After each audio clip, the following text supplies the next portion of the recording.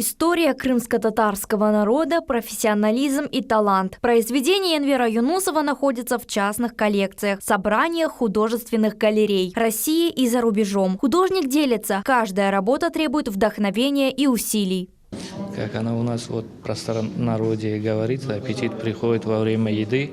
Вот обычно начинаешь работу, и как-то она не идет, а потом штрих за штрихом, и ты втягиваешься в эту работу, и уже оторваться тяжело.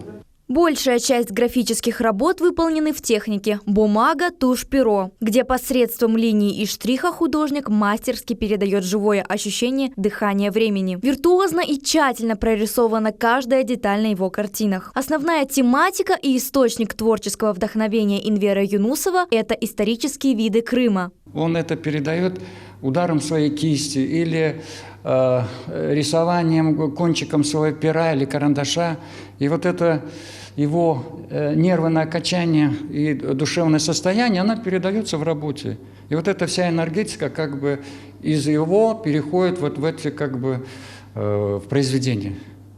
Название выставки «Крымские сюжеты». На картинах изображены старые улочки Бахчисарая, родники, виды Харасу-базара, окрестности Харадага. Художник на языке искусства выражает свои мысли, боль души за уходящую реальность старых уголков Крыма, его прошлое и настоящее.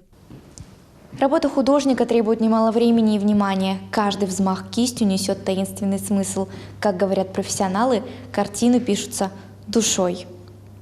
Выставка работ Энвера Юнусова продлится до 20 апреля. Айде Керимова, Алим Абдулхаиров, телеканал Милет.